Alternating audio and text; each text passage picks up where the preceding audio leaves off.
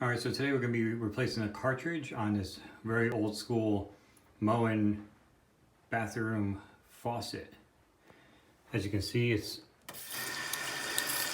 kind of hard to open up and close.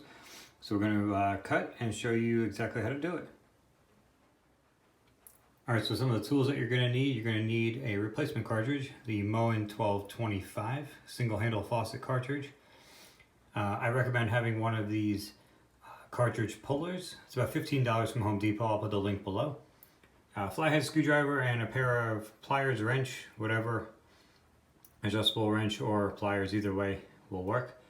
And we'll get to showing you what to do. So the first thing you want to do, you want to take a flathead screwdriver or something like a knife.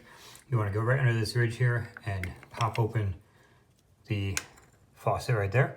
As you can see, there's a Phillips head screw. You're going to want to remove that.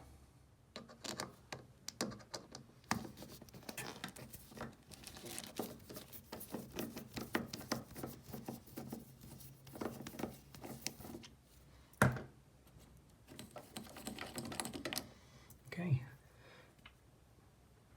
Once you remove the screw, you should be able to pull that right off. It comes right off there. There's your cartridge literally right there for you. Next thing you want to do is there is a little bit of a washer right down here. So you want to pull that out.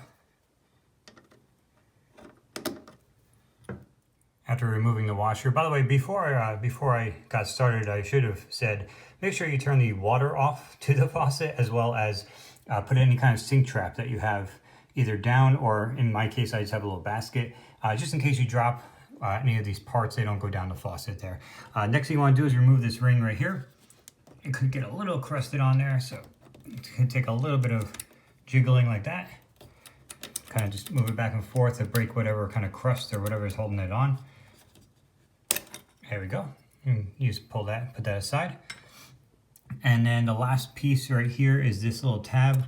That's the retaining clip. You want to pull that straight out like that. Again, put that aside. That is very vital that you held on to that part.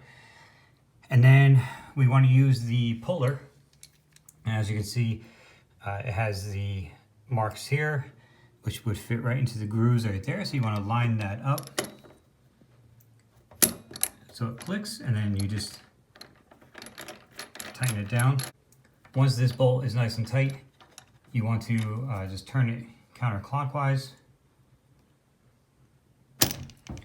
and just kind of work at it.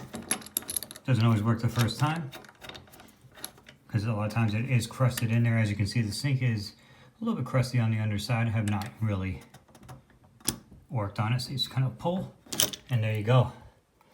There's your old cartridge right there. Nice little tool to have. Like I said, 15 bucks at Home Depot. I'll link you guys. It's a lifesaver. So we're going to get this thing off of here, and then make sure it's all cleaned up. This is the new one out of the package. It does come pre-lubricated. And it also comes with like a little tool right here, which I'll show you the importance of that later. What you want to do is you want to put the, if you can take a look here, there are two little like U-shaped clips along the outside. You want to take those and line them up on the north and south.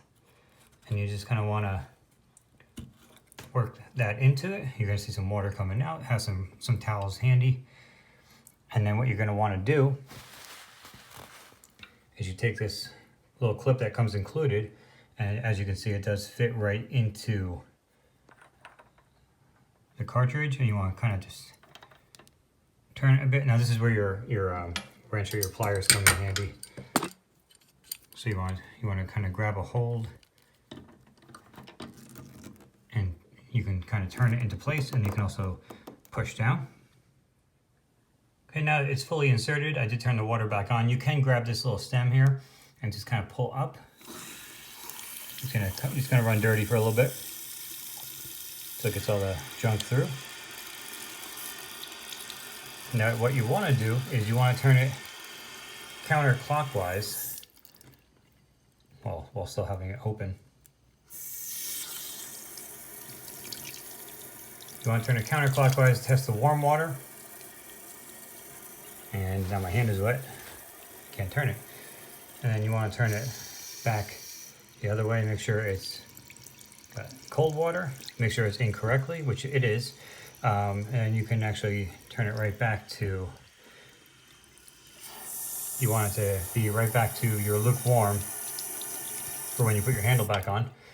Turn it off. If it happens to be wrong, and sometimes you can get it, the last one I did, when it was turned to the right, it was hot, and left was cold.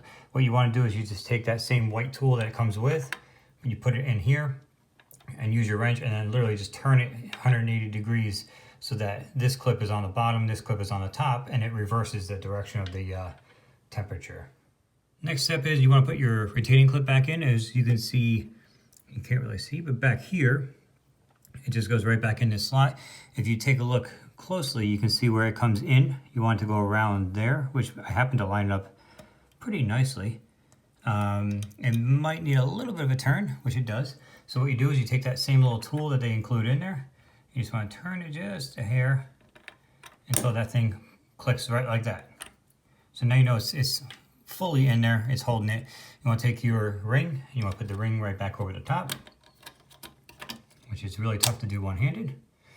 You want to put that ring right back into place. You want to put your washer back in, which really the only purpose that serves is that it just extends the life of your handle so it's not going metal on metal.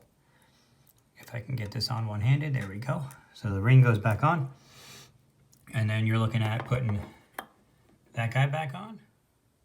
All right, so everything's done. If you remember how hard it was to turn on and off before, literally one finger, just a little bit of tug, just one finger can turn it on and off now.